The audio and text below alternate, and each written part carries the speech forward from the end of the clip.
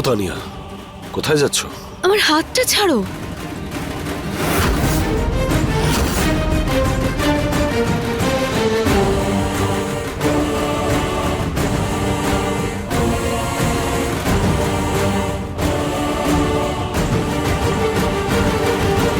অদ্ভুত বিষয় ম্যাডাম, এমনিতে সারা জীবন একসঙ্গে কাটানোর কথা বলো, আর এখনো 1 মিনিটও হয়নি আর হাত ছাড়ানোর কথা বলছো। Come on Tania, this is not fair. কি নন্দন? কথাটা তো একদম ঠিক বলছে বিগবি, তাই না তানিয়া? ও, হয়তো তুমি সবার সামনে আনকমফোর্টেবল ফিল করছো, রাইট? কোনো ব্যাপার নয়, আমি তোমাদের সবার কাছে ক্ষমা চেয়ে নিচ্ছি। আসলে কি বলতো, তানিয়াকে আমি একটু সঙ্গে নিয়ে যেতে চাই। নিজের জীবনের ব্যাপারে, ভবিষ্যতের ব্যাপারে কিছু কথা আছে ওর সঙ্গে। যাওয়া যাক তানিয়া।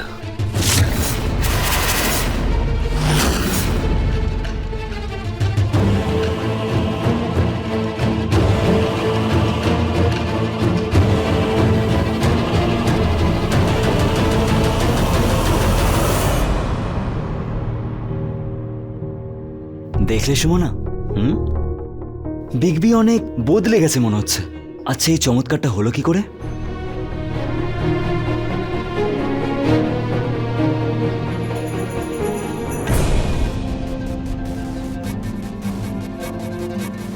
আরে ভগবান, অংশুমান বাবু আবার তানিয়ার খেলাটাই না শেষ করে দেয়।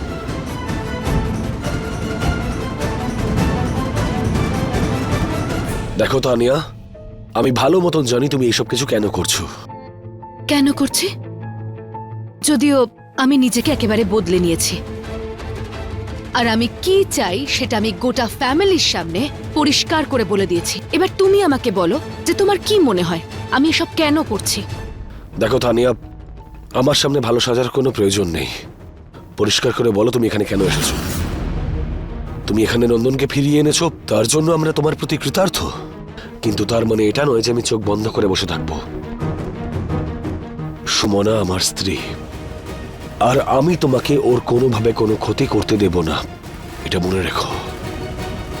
আর এবার থেকে নন্দনের থেকে তুমি দূরে থাকবে। ভালো, খুবই ভালো বড় খোকা। নন্দন এই বাড়িতে এসেছে 24 ঘন্টাও হয়নি, আর তোর বউয়ের প্রতি ভালোবাসাও উথলে উঠছে। আরে তোর মাথাটা গেছে নাকি ওই সুমনার কারণে? একবার ভাব বড় খোকা, ও চলে গেলে কি হবে? নন্দন সব সত্যিটা জেনে যাবে, তারপর আর কি হবে?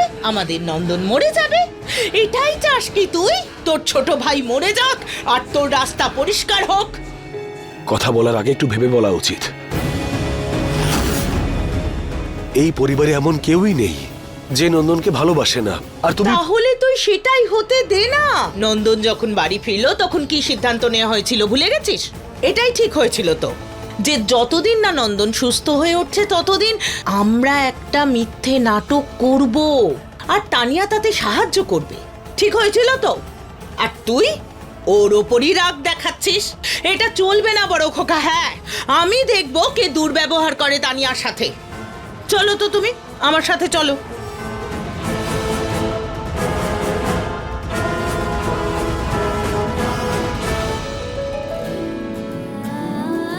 মা, ভালো থাক বাবা। ঠিক আছে মা, বাবা, ওই আমি আজকে ডিসাইড করেছি যে আমি আজ থেকে বিজনেস হ্যান্ডেল করব আর বিগবির সাথে অফিস যাব। অফিস? নন্দন যদি অফিসে যায় তাহলে সে সুমনা আর অংশমানের বিয়ের কথাটা জেনে যাবে। আরে এত তাড়াহুড়ো কিসের? কতদিন পর তুই বাড়ি ফিরলি বলতো? নিজের স্বাস্থ্যের খেয়াল রাখ, একটু খাওয়া দাওয়া কর। ওজনটা কত কমে গেছে বলতো? অফিস কয়েকদিন পরে যাবি না হয়? হ্যাঁ, বাবা তো ঠিকই বলছে। নন্দিনী, বাবা, ওই অ্যাকচুয়ালি বাড়িতে থাকতে থাকতে আমার আর ভালো লাগছে না। যদি আমি বাইরে যাই, লোকজনের সাথে দেখা করে নিজেকে বিজি রাখতে পারবো, আমার ভালো লাগবে। ঠিক আছে বাবা, তুই অফিসে যা।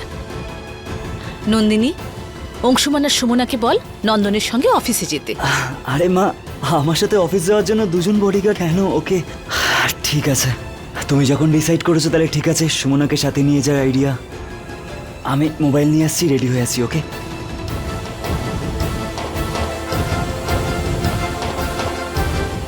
সুরভি, এবার সুমনা, নন্দনকে আমাদের খুব সাবধানে সামলাতে হবে। আমরা জানি তানিয়া এখানে কেন রয়েছে। ও শুধুমাত্র সঠিক সুযোগের অপেক্ষা করছে, আর অজান্তেই পরিবারের কয়েকজন হয়তো ওকে সাহায্যও করবে। আমি জানি এই কাজটা খুবই মুশকিল, কিন্তু তোমাকে এটা করতে হবে। নন্দন যেন কোনোভাবে জানতে না পারে যে তোমাদের সম্পর্ক আর আগের মতন নেই। অংশমান, সেটাই তো করতে পারছি না আমি।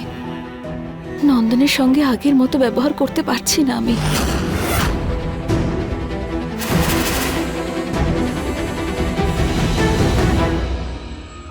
সুমনা, মাঝে মাঝে জীবনে আমাদের এমন কোনো একটা সিদ্ধান্ত নিতে হয় যাতে সবকিছু সহজ হয়ে যেতে পারে। এবার তুমি ভেবে দেখো, যদি তোমার বিয়ে আমার সঙ্গে হয়ে যেত, তাহলে কি তুমি নন্দনের সামনে এত আনকমফোর্টেবল হতে? না তো। তোমার ওর সঙ্গে নাচ গান করা, মজা করা সেরকমই হতো যেরকম আগে ছিল।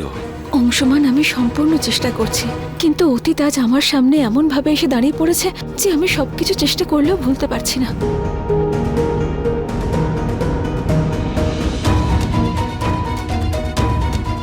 সুমনা, আমি জানি তোমার পক্ষে এটা কষ্টকর, কিন্তু আমি তোমাকে ভরসা করি। আমি জানি তুমি এটা করতে পারবে। তোমাকে শুধু অতীতের স্মৃতিগুলো মুছে ফেলে শুধু এটুকু মনে রাখতে হবে যে নন্দন তোমার স্বামীর ছোট ভাই, আর ও যে জায়গায় দাঁড়িয়ে রয়েছে ওকে ঠিক করার জন্য শুধু তুমি আমাদের সাহায্য করতে পারো। তারপরে দেখো সবকিছু কত সহজ হয়ে যাবে।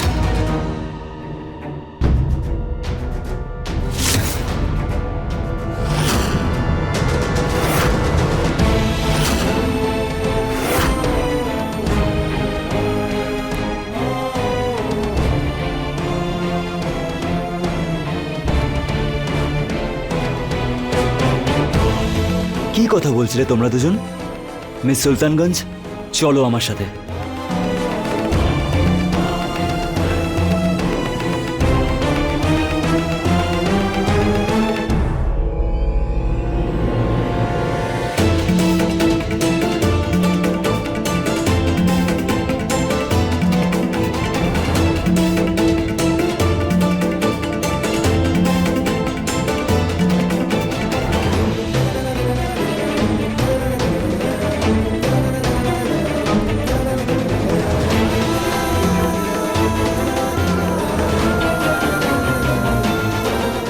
নন্দন, আগে বলো কি হয়েছে নন্দন? অংশমান, নন্দন এভাবে সুমনাকে নিয়ে কোথায় মা, যাচ্ছে? আমি সুমনার সঙ্গে নন্দনের ব্যাপারে কথা বলছিলাম যে ওকে কি করে সামলানো যায়, কি করে ওর খেয়াল রাখা যায়। সেই সময় নন্দন সেখানে আসে, সুমনার হাত ধরে আর ওকে বাইরে নিয়ে চলে যায়। জানি না কি হয়েছে ওর। এরকমটা তো নয় যে ও আমাদের কথা শুনে ফেলেছে।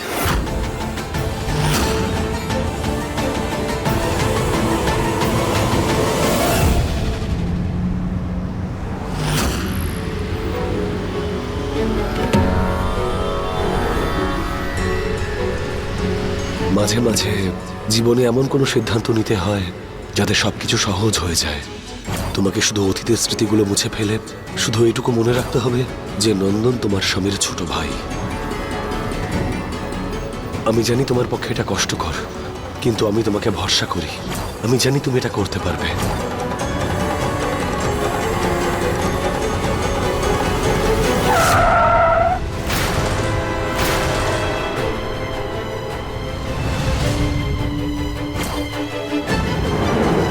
নন্দন, সাবধানে!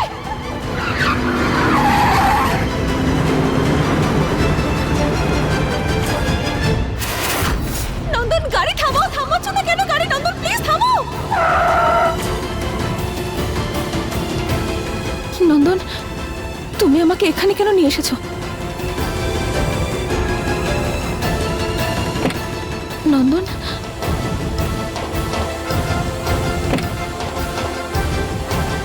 এসো।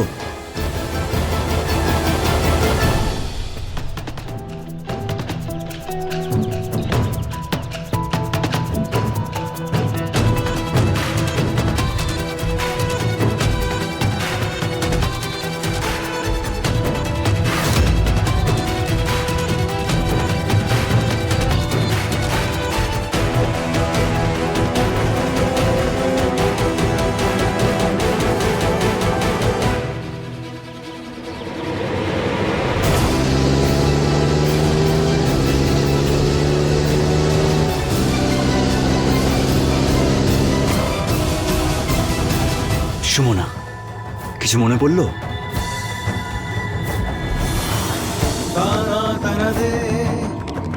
নন্দন, তুমি এখানে আমায় কেন নিয়ে এসেছো? প্লিজ বাড়ি চলো। যেখানে সবকিছু শেষ হয়ে গেছিল সেখান থেকে সব শুরু করতে নিয়ে এসেছি। আমাদের নতুন সূচনা সেখান থেকেই শুরু হবে।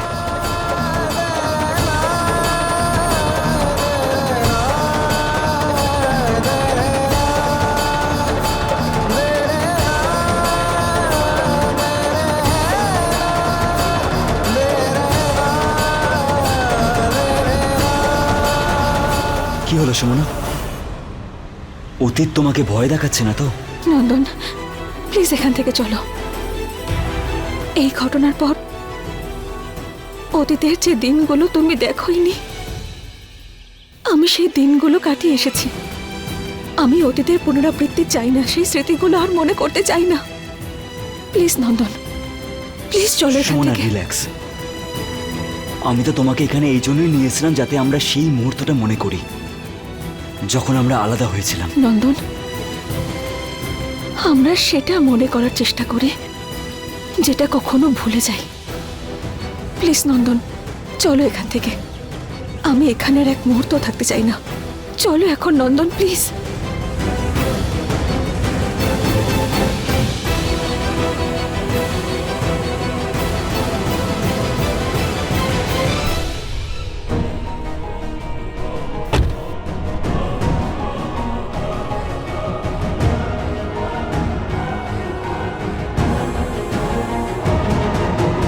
হায় রে বিধাতা, একদিনের জন্য সামলাতে পারলো না নন্দনকে, আর এক না একদিন তো এটা ঘটতই। কে জানে সুমনাকে কোথায় নিয়ে গেছে নন্দন, আর কি জানে কি চলছে ওর ওর মাথায়। পুরো প্রবলেমটাই তোর মাথায়। নন্দনের জন্য এখন কোনো রকম শক বা কোনো রকম ধাক্কা ঠিক হবে না। ওর অনেক বড় ক্ষতি হয়ে যেতে পারে, লাইফ থ্রেটনিং হতে পারে। শুনলি? আমি আপনাদেরকে আগেই ওয়ার্ন করেছিলাম। যদি আপনারা বলেন তাহলে ওকে আমাকেই দেখাশোনা করতে দিন। তানিয়া, তুমি নন্দনকে বাড়ি ফিরিয়ে এনেছো, তার জন্য তোমাকে অনেক অনেক ধন্যবাদ। কিন্তু এই বিষয়টা আমরা সবাই জানি যে সুমনা নিজের দায়িত্বের ব্যাপারে সচেতন। তোমার এত চিন্তা করার প্রয়োজন নেই। নন্দন সুমনার সঙ্গে সেফ আছে। কিন্তু আমি সেফ থাকতে দেব না তো।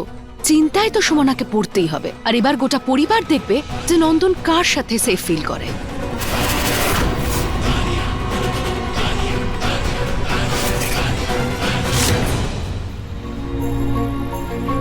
তুমি আমাকে কি কঠিন পরীক্ষার মধ্যে ফেললে প্রভু ভোলানাথ। গোটা পরিবারের বিশ্বাস রয়েছে আমার উপর, কিন্তু আমি নিজের উপরে বিশ্বাস রাখতে পারছি না।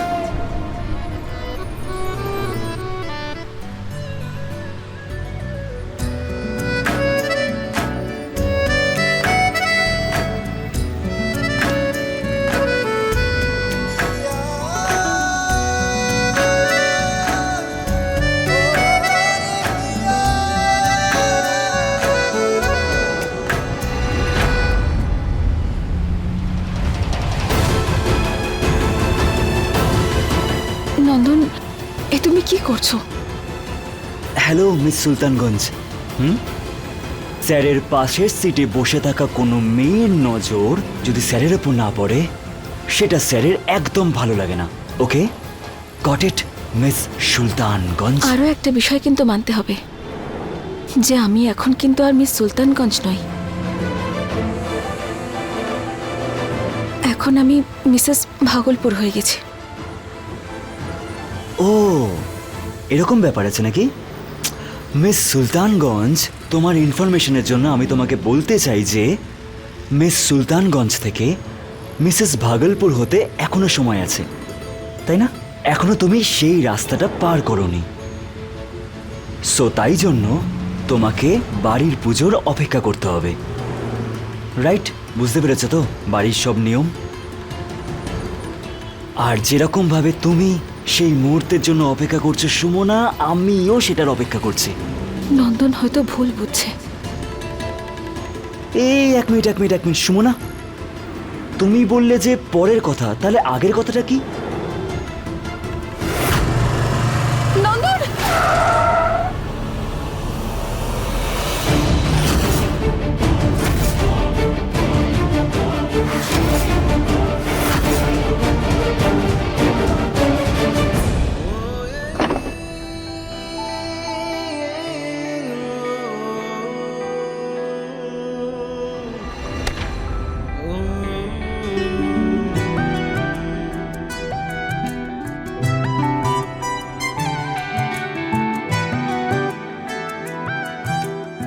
এই পরিবারের জন্য না জানি সুমনাকে কত কষ্ট সহ্য করতে হচ্ছে, আর আমি শুধু প্রত্যক্ষভাবে দেখা ছাড়া আর কিচ্ছু করতে পারছি না।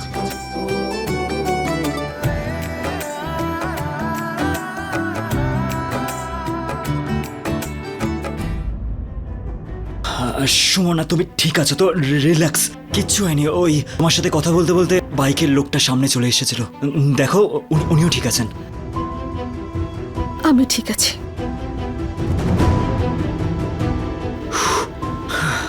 ওকে, একটা কাজ করা যাক। তোমার মুডটাকে আরো ভালো করার জন্য পাশের মার্কেটটাতে খুব ভালো ফুচকাওয়ালা বসে, ওখানে গিয়ে আমরা ফুচকা খাবো। ওকে? আমি যেমনটা বলেছিলাম ঠিক সেইভাবেই কাজ করবে।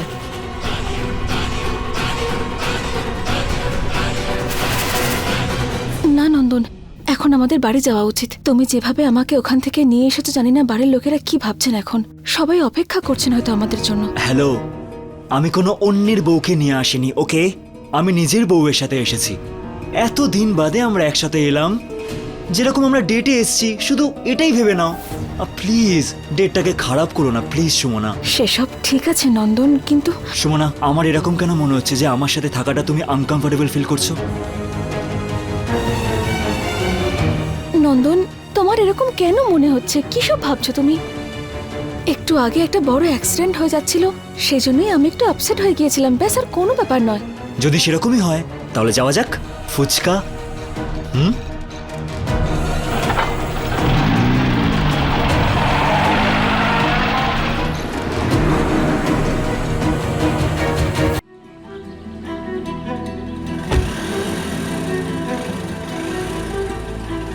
আরে সুমনা, বিয়ের জন্য অনেক অনেক শুভেচ্ছা। আমি যেতে পারিনি, কিন্তু যাকগে, বিয়ে তো ভালো করে হয়ে গেছে, তাই না? আচ্ছা, অংশুমান কোথায়? না আন্টি, বিয়ে এখনো হয়নি ওর।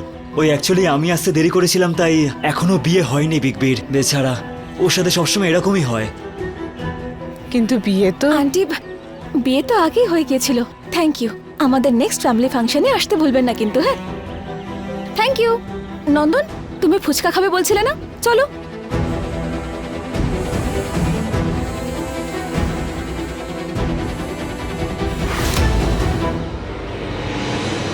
দাদা, আমাদের দুজনকে ফুচকা দেবেন, হ্যাঁ?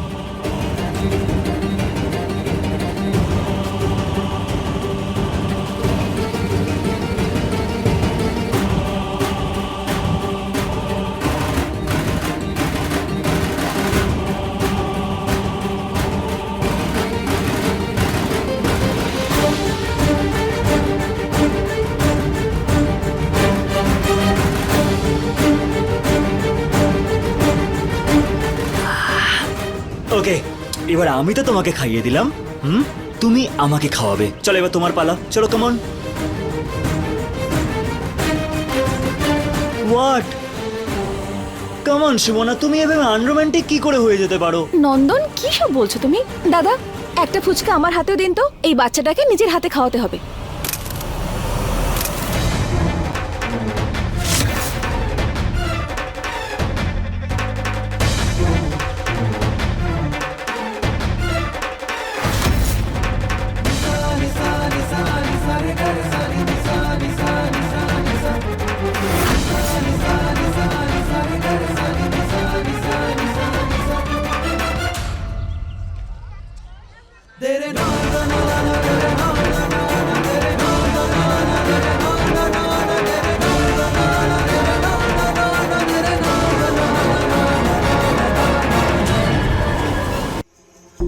Amazing, seriously.